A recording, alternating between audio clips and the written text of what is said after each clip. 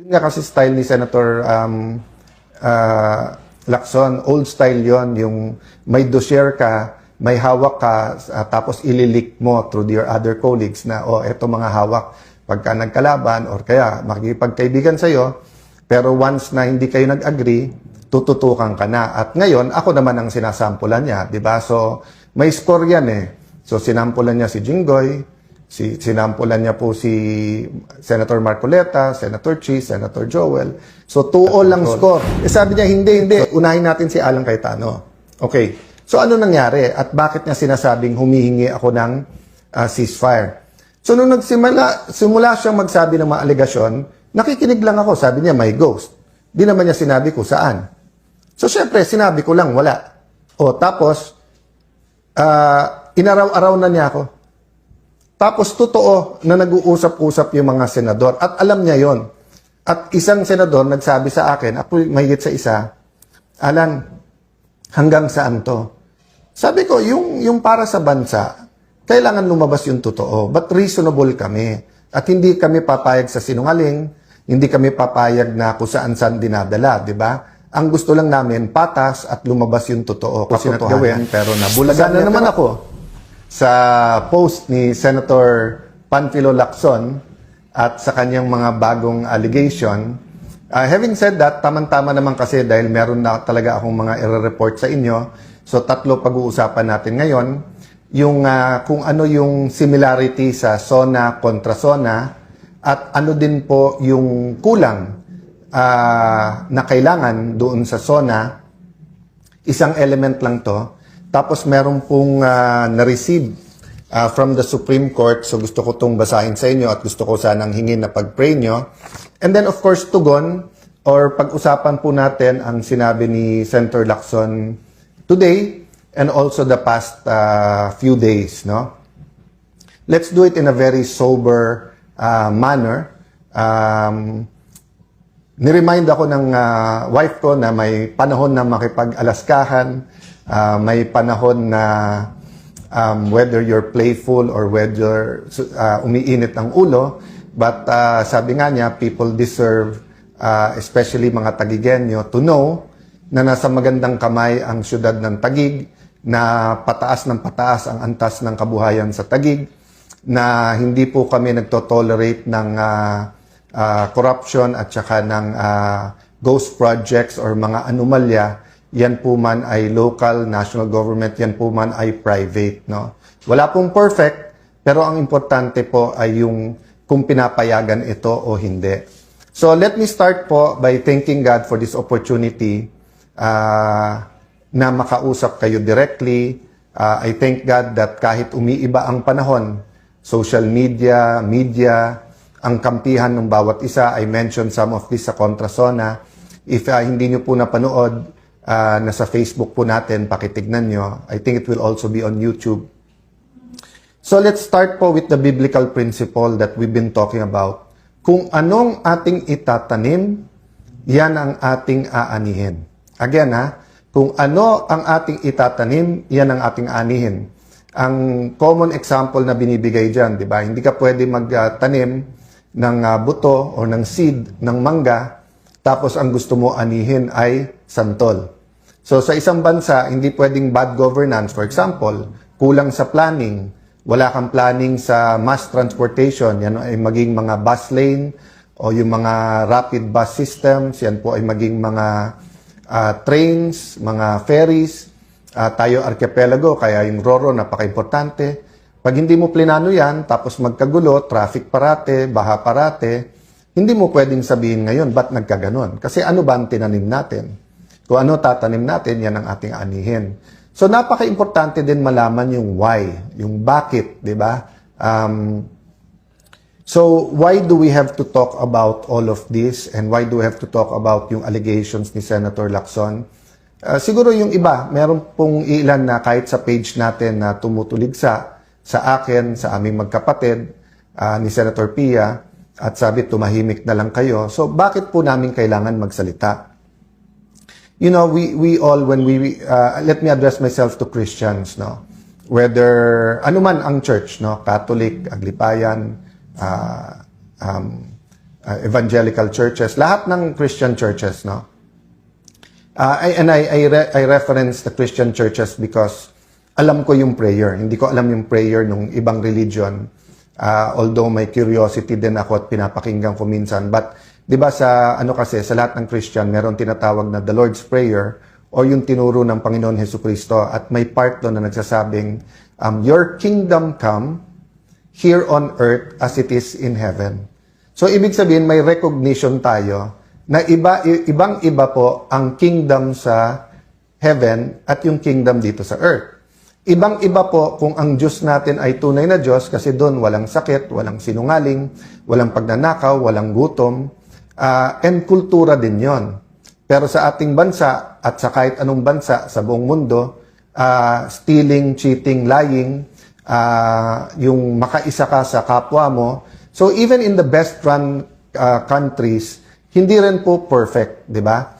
Pero dun sa hindi maganda ang pagpapatakbo ng bansa, inaani po talaga natin ay kahirapan, no? Hindi mapagamot ang mga kamag-anak, hindi makapag-aral mga anak, napipilitan humanap ng trabaho sa abroad, hindi makakain ng 3 beses sa isang araw, tapos hindi talaga mawala-wala sa atin ang mga may trabaho nga, pero isang kahig, isang tuka, meaning hindi man lang makapagpahinga o hindi man pwedeng umabsent kahit may sakit na, kasi pag umabsent, wala talagang kakainin. So yung bakit kailangan natin lumaban, kasi po, iilan lang po kaming nagsasalita.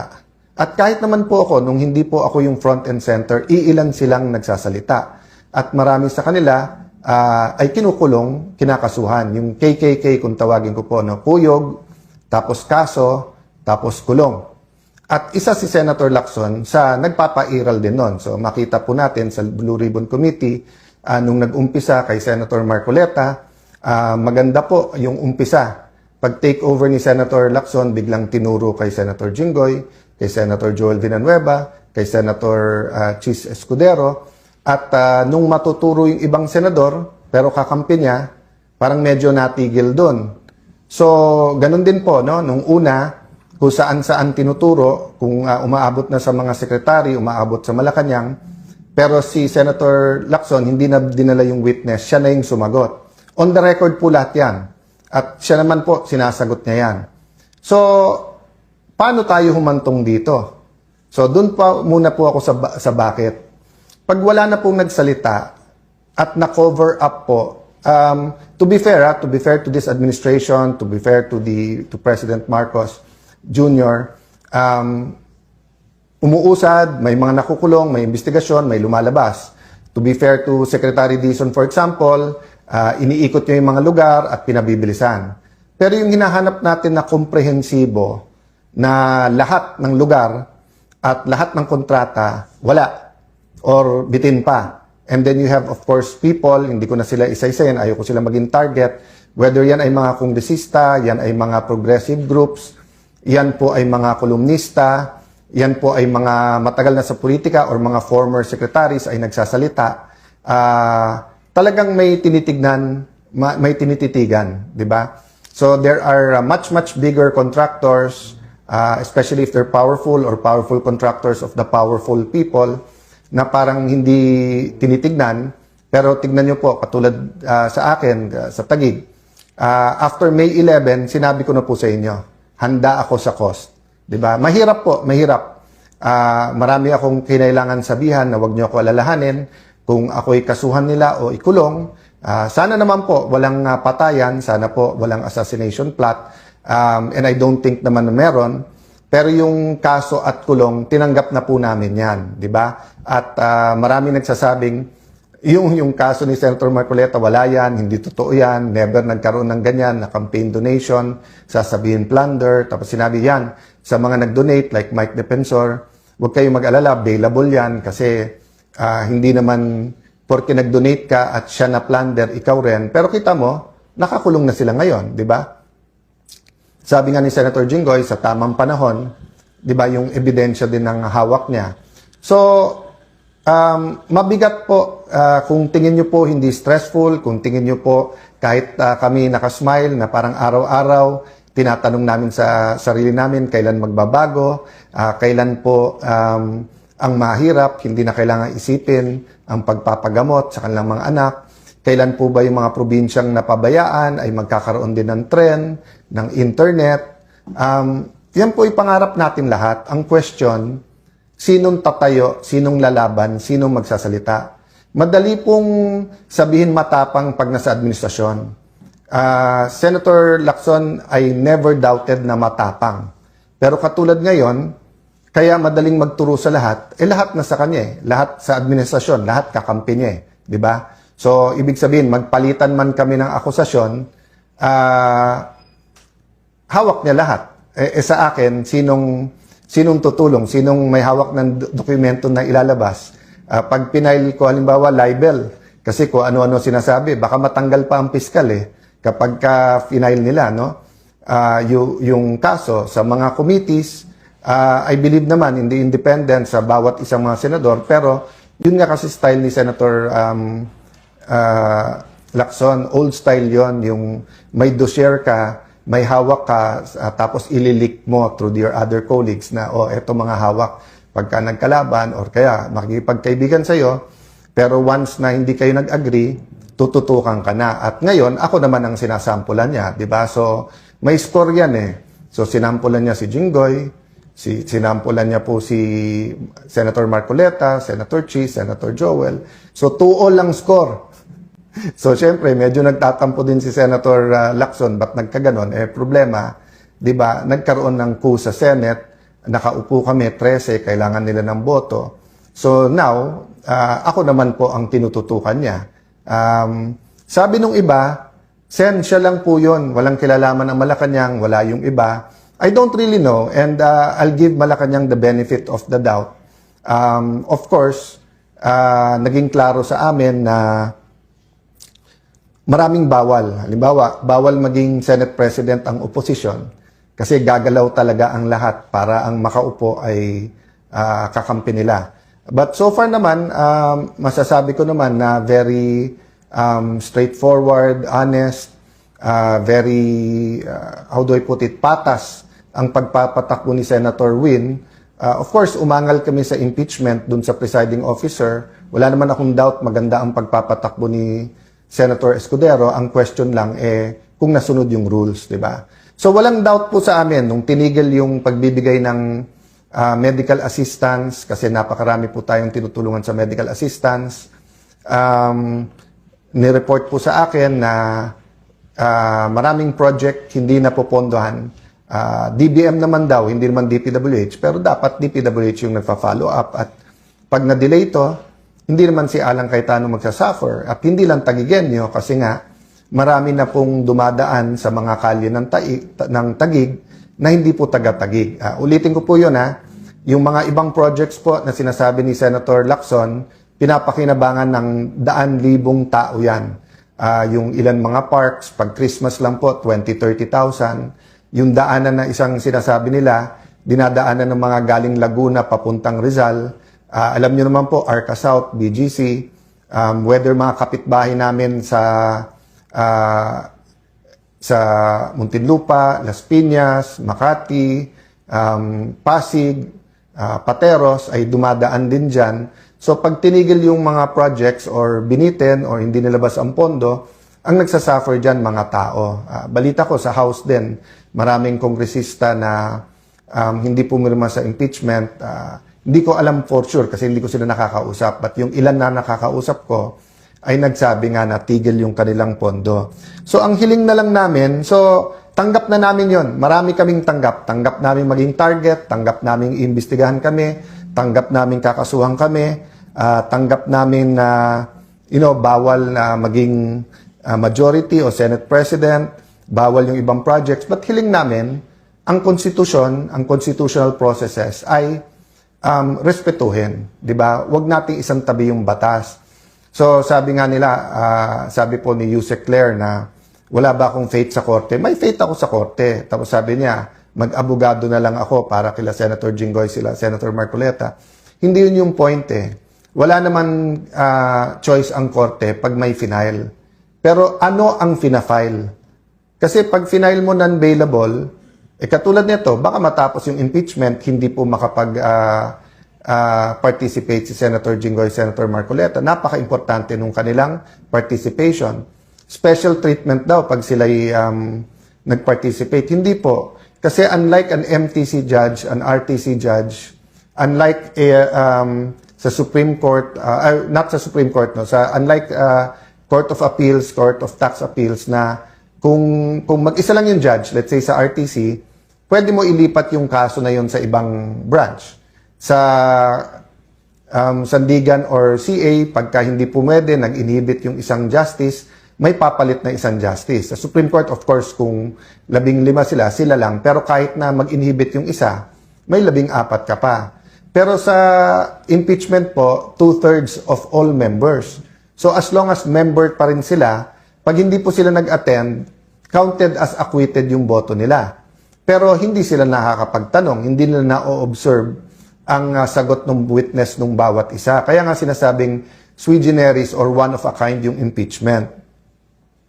So, dito po ako nagtataka kay Senator Lacson. Pagka nagsasagutan kami, siya nagagalit, pero siya naman po ang araw-araw may pinopost o sinasabi, ako naman po ay sumasagot. Pagka may sinabi ako, babaliin niya. Tapos sasabihin niya ay cross the line. Ano pong example nun? Di ba po ang topic natin, kung tama na yung Supreme Court ay magbigay ng supina sa BIR, sa AMLA at saka sa mga bangko. At ang sabi po ng prosecution, kasi nga, hindi tumugon o hindi tumama sa kanyang kita at sa kanyang SALN ng Vice President. So, kinumpare ko lang to. No? So, sabi ko, kung si Senator Lacson tumaas ang SALN, ibig ba sabihin pwede na natin isupina? 'Di ba? Yung BIR, AMLA at saka ako din ang sumagot. Sabi ko hindi. Kasi just because tumaas ang SALN mo, hindi ibig sabihin may mali. So hindi ko na siguro kasalanan kung mali ang rinig niya. Of course, sa kanyang pamilya or sa mga malalapit sa kanya na stress, paumanhin na stress kayo. Kasi kung yun yung interpretasyon, ang interpretasyon na sinasabi ko nga, walang masama. Kaya nga sabi ko, dapat may ebidensya, may accusation na may mali or may corruption. Hindi ko sinabing ganon. Pero nung sinabi niya kasi sa akin na may anomalya sa Taguig, so syempre sabi ko, edi side by side tayo. 'Di ba? Lista ako ng 2-3 na meron din ako suspicion na hindi maayos sa iyo. O tapos yung sa akin, and then yung sa bayan. So ulitin ko po nung nag-umpisa to, sabi ko, gusto mong imbestigahan si Alan Cayetano or kahit anong tingin mong link sa akin, sige, pero isabay natin sa investigasyon sa iyo. And then, ang dapat primary investigation, yung sa pangkalahatan sa buong bansa, yung flood control. Sabi niya, hindi, unahin natin si Alan Cayetano. Okay, so ano nangyari at bakit niya sinasabing humihingi ako ng ceasefire? So nung simula siyang magsabi ng mga alegasyon, nakikinig lang ako, sabi niya may ghost. Di naman niya sinabi ko saan. So syempre, sinabi ko lang, wala. O tapos, inaraw-araw na niya ako. Tapos totoo na nag-uusap-usap yung mga senador at alam niya yon. At isang senador nagsabi sa akin, ako mahigit sa isa, Alan, hanggang saan to? Sabi ko, yung para sa bansa, kailangan lumabas yung totoo. But reasonable kami. At hindi kami papayag sa sinungaling, hindi kami papayag na kung saan-saan dinadala, di ba? Ang gusto lang namin, patas at lumabas yung totoo, katotohanan. So sabi niya, pero Alan, pag naglaban-laban yung mga senador at araw-araw na lang laban-laban senador, 3 mangyayari. 1, baka bumaksak ang rating ng senador, baka bumalik yung plano na mag-chacha or mag-charter change at alisin ang senador. Ayaw naman natin yan. Sabi ko, yes, ayaw natin yan. O, pangalawa, baka mawala yung focus sa mga anomalya na dapat tinitignan natin sa iba't ibang mga ahensya. Sabi ko, yes, unless yan ang gusto ni Senator Lacson. Unless ginagamit niya talaga to para pang-distract, unless may nag-uutos sa kanya, at ayaw niyang dun mapunta, gusto niya nasa amin yung focus o siya yung nasa dyaryo araw-araw. Sabi niya, pangatlo, Alan, hindi mo ba na-realize yung hirap ng ating kababayan? So sabi ko sa senador na mga kausap ko, alam ko, bakit? Hindi naman ako sa subdivision nakatira eh. So yung mga kapitbahay ko na nagta-tricycle na naglalakad na lang, o yung mga kapitbahay ko na may tricycle na minsan tumitigil na lang sa pagpapamasada dahil nga sa taas ng presyo ng gasolina at ng diesel, o dun sa mga nagrereklamo sa presyo ng kuryente, yung iba nababasa lang sa dyaryo. Sa amin, na nakatira kami sa isang community na very humble, at sa amin na very open kami sa aming community, may lumalapit talaga para sa tulong, whether yan sa kuryente, sa pagkain, sa paggagamot. Tapos tatanggalan pa kami ng pondo or ng karapatan na mag-endorse pagka dito sa medical assistance. So tignan nyo naman po kalagayan ko. Kami na po kinukuyog, kami na po kinakasuhan, kami na gustong ikulong. Sinabi na po diretso ni Senator Lacson yan na dapat si Alan ikulong. O okay na. Ang hinihingi ko lang, patas at huwag gamitin ang batas sa pabor lang sa iyo. Okay. So sabi nung ibang mga senador, anong pwede natin gawin? Sabi ko, ayusin lang natin.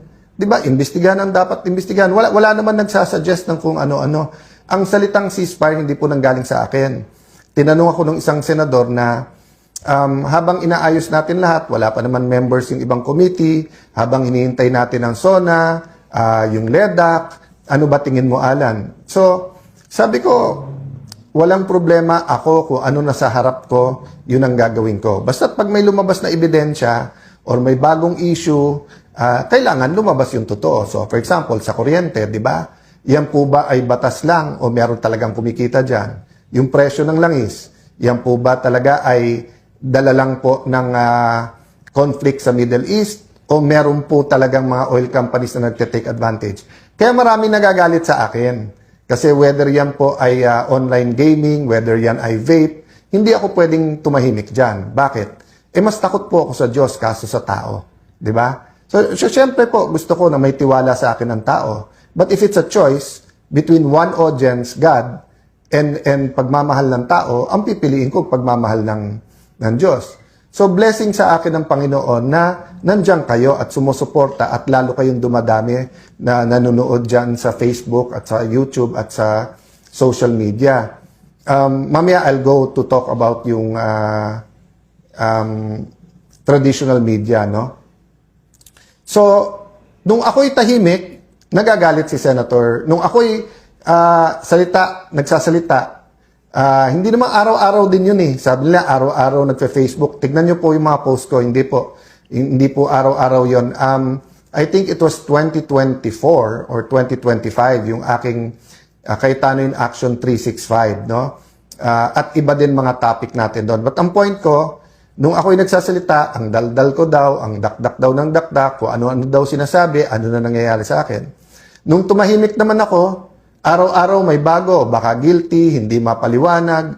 Tapos ngayon sasabihin na humihingi ako sa kanya na itigil niya. Hindi ko po, sabi ko, haharapin ko. Ang hiningi ko nung tinanong ako, yung salitang ceasefire sa ibang senador na galing yon. At ang sagot ko nga, guys, hindi nyo ako kailangan kausapin kasi titignan nyo nga, tahimik nga lang ako, inihintay ko lang yung aligasyon. But syempre, pagka medyo may sinabi na tingin ko ay kailangan sagutin, sasagot ako. So, for example, let's go to the mainstream media or traditional media, TV, radio, dyaryo. Nung bata ako, pag sinabi ko, halimbawa, magnanakaw si Juan de la Cruz, siguro on the first day, lalo ko si Juan de la Cruz ay kilala, lalabas yan sa front page, sa inner pages, babasahin sa radyo yan, baka lumabas sa news na Cayetano says, Juan de la Cruz is allegedly magnanakaw. Pero pag yung second day, sinabi kong nagnakaw ng bahay yan, ng agaw ng lupa, pero wala akong puweba, wala akong nilabas na specific, baka hindi na ilabas sa news yan. Pag susunod na araw, sasabihin ko, carnapper yan, pero hindi ko maturo kung anong kotse ang kinarnap, hindi na lalabas yan. Pero kay Senator Lacson, everyday nag-tweet-tweet, may ghost, baka hindi ghost, double appropriation, baka isang picture, baka ganito. Araw-araw, nasa lahat ng dyaryo, nasa news. Hindi ko alam kasi hindi ko naman pinapanood interviews niya kung tinatanong man lang siya, Sir, ano yan, saan? Pero nire-report, di ba?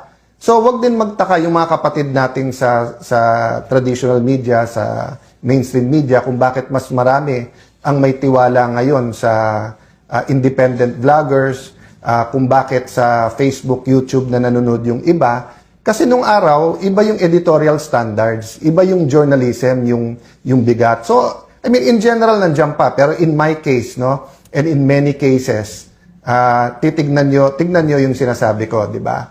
Na 1 week, inaaraw-araw kami. Tapos, halimbawa, yung sinabing, we're worse than Bulacan. No, napakalaking, ano ba yung pondo sa Bulacan, sa isang distrito lang yon, times 5 ba? Kaso sa Taguig. Tapos sa Taguig, yung pondo, kasama naman dyan mga kalye, kasama dyan mga multi-purpose buildings, school buildings. At sa Taguig, makikita nyo, gumaganda ang buhay ng mga tao. I really don't mind the investigation. Basta patas lang. So, concern po yan ng buong Senado at ng mga kasamahan. Kaya lang nga, medyo ilag din kay Senator Lacson. And ayaw ng maraming senador na may gulo. So for example, today, di ba?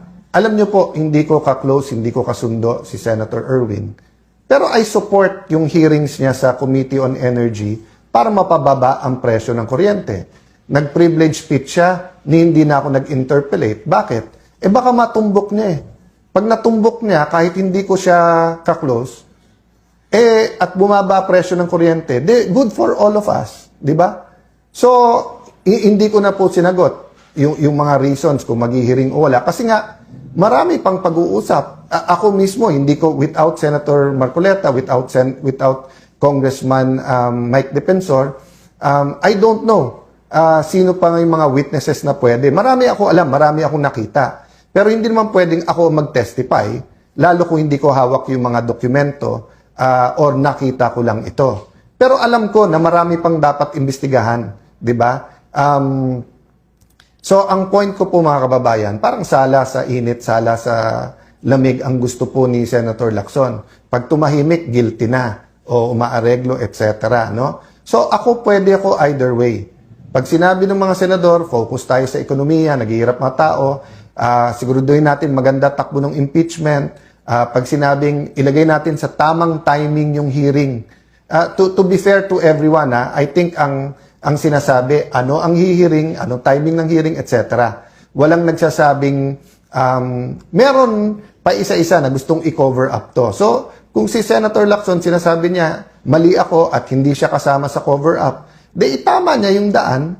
Pero yung pinapakita niya sa tao ngayon na paggising niya sa umaga, ako lang nasa isip niya, 'di ba? At kami lang masama, samantalang makikita niyo yung kagandahan ng aming syudad. Very, very unfair po to. So, I'm giving Malacanang the benefit of the doubt. Kaya lang, siyempre, pag sinasabayan ng NBI na kung ano-ano sinasabi, tapos mali-mali, tapos hindi i-correct ang kanilang sarili, alam niyo po, yung sinabi kong tapang nila, kasi nasa kanila naman lahat, yun po yung sinasabi ni Senator Lacson na sabi niya, na wala akong hawak ng mga bala, pupunta ako sa gera. Hindi ko na isa-isayin yun, but I have instances and I have evidence na kung saan binabaliko niya, kasi kaya niyang sabihan yung witness, eto sabihin eh. And then nakakulong ka na. Tapos yung witness, pagka isasuggest niya, yun ang state witness o hindi. So I'm not accusing anyone else as of now muna ha. Kasi nga maselan to and pwede namang ipakita yung ebidensya na hindi yung parang palengke yung atmosphere, di ba? So I've told everyone, kahit yung kumakausap sa akin, kumakausap sa amin o kung ano man. So hindi ko alam kung ano yung fear ni Senator Lacson.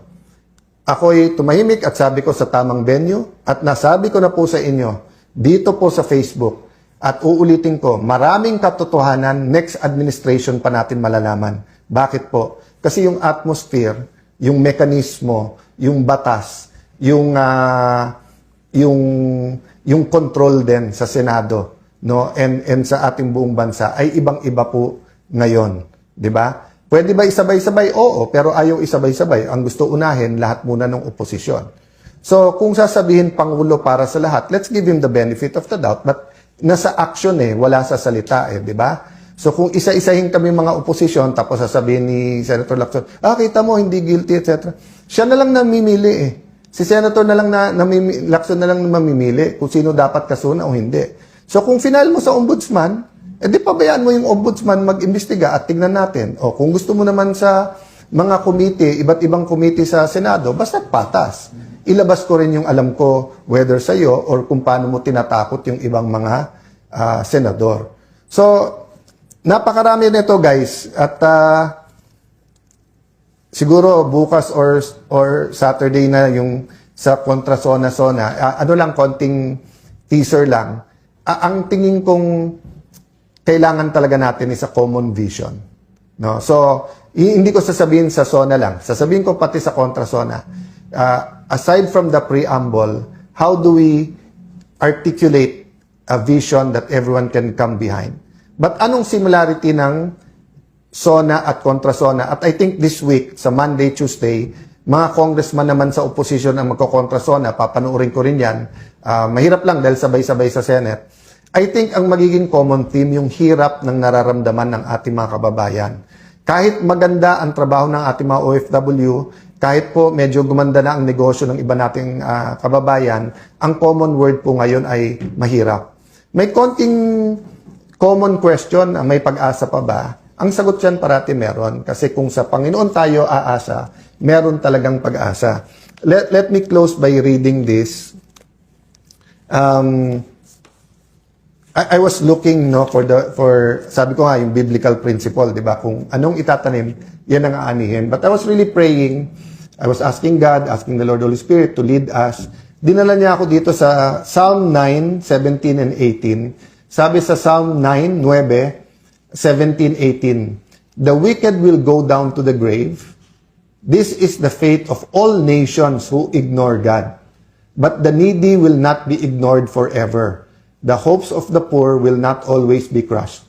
So hindi po ako nag-focus doon sa the wicked will go down to the grave kasi mahirap po, lalo kung leader ka, sasabihin mo, siya righteous, siya wicked, etc. So let God judge. But we know that a community, a church, a nation, business can become wicked. Pero nakalagay dito kasi, this is the fate of all nations who ignore God. So rule number 1 for me now, sa lahat ng pinagdadaanan natin, even sa disputes among the senators, wag na natin sabihin ito, hindi ko naman sinasabi ako makadiyos, kayo hindi. Ang sinasabi ko, hindi natin pwedeng exclude ang Panginoon sa usapan kasi siya lumikha sa atin, siya may kapangyarihan. At ang sinasabi ko, hindi yung sinong kakampi ni Lord. Dapat tayo kumampi kay Lord. At sabi dito, hindi dapat i-ignore ang Panginoon. Pangalawa, the needy will not be ignored forever. So yes, nababanggit sa bawat speech sa SONA, I do believe all 24 senators care for the needy. Pero kahit papano po, nai-ignore pa rin kasi hindi rin natututukan. Yung lang Secretary of Health, bago po inalis ba o nag-resign talaga, sobra po ang dinulot na damage sa ating health system at sa mga hindi nabiling gamot, sa mga bakuna and everything. Tapos nakalagay dito, the hopes of the poor will not always be crushed. So hindi sinabi dito na may hope, meron wala. Ang sinasabi minsan, nakra-crush. Diba? Tama, diba? Kasi kung halimbawa po, kapatid mo o anak mo, nagkasakit, namatay dahil walang gamot, or gutom na bansot, na stunt, o kaya hindi nakapasok sa trabaho or naging baldado dahil nga sa malnourishment, sa sobrang malnourished na, nakra-crush yung hope ng tao. So, yun po ang pakiusap ko sa buong Senado, even kay Senator Lacson, even po sa lahat ng nanonood dito. Let us be bringers of hope. I have no problem finding a solution na matuloy lahat ng investigasyon. Hindi lang Senado ang pwede mag-imbestiga, pero dapat din mag-imbestiga ang Senado. Pero hindi venue ang Senado na magtirahan ang bawat senador kasi kung hindi, wala na tayong magagawa. Pero hindi mo rin masisi ang isang senador, kasama na ako doon, na kung tatargetin nyo doon, magdidebate talaga tayo araw-araw kasi nga, kailangan kung ano ilalabas nyo sa akin, may ilalabas din ako. At wag nyo pong sisisihin if we will defend ourselves because we cannot defend the nation if we cannot defend ourselves. 'Di ba? You want us to lose credibility para hindi kami pwedeng tumayo para sa ating bansa. Tapos kami ang sisisihin nyo pagka yung credibility nyo ay apektado. So, kung gusto nyo, 0-0, start tayo from scratch. But what's the point? The point is, let's all start from the basis of truth. And kaya nga tayo nagdadasal bago magsesyon. In the hopes na ang manaig, hindi yung gusto natin, pero gusto ng Diyos. So, salamat ulit sa lahat ng ating mga kababayan and I hope to find the time by Sunday o before Sunday sa mga recap.